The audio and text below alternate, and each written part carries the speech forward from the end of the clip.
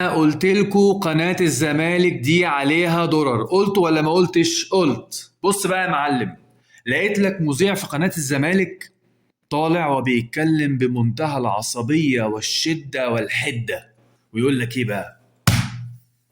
سموحة من حقه يلعب لنفسه، من حقه يلعب لنفسه بقوة. طبعا سموحة الراجل عاقل اهو يا جماعة، سامعك بتقول لي طب ما الراجل بيتكلم صح، هو في ايه؟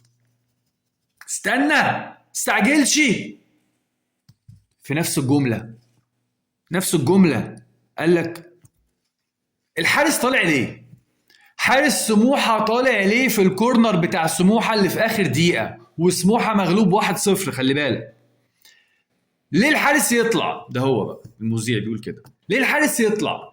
ايه يا جماعة؟ ايه يا جماعة في ايه؟ يا عم الحاج، ما انت لسه من دقيقة ايه؟ لسه من 10 ثواني بتقول من حق سموحة ان هو يلعب بقوة لنفسه، اقسم بالله ده كلامك.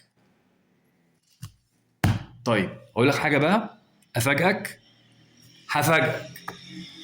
انا هفرض معاك ان، بعتذر عن الاصوات دي، انا هفرض معاك يا معلم ان حارس المرمى بتاع سموحة ما كانش بيلعب لنفسه. بص بقى، انا همشي معاك يا معلم، مع ان المنطق بتاعك غلط. يعني انت المفروض لما تيجي تتكلم تقول ايه؟ سموحة بيلعب كده لمين، لكن مش تبدأ الكلام بان سموحة من حقه يلعب لنفسه، من حقه يلعب بقوة، وبعدين تروح قايل الكلام ده. ما علينا.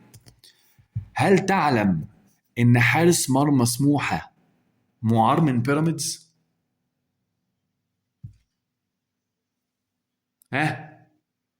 فانا من هنا بهدي رسالة لمذيع قناة نادي الزمالك، بقول له خلي بالك يا معلم، الحارس ده لو هنفترض يعني ان هو كان ما بيلعبش لنفسه، فهو بيلعب لبيراميدز،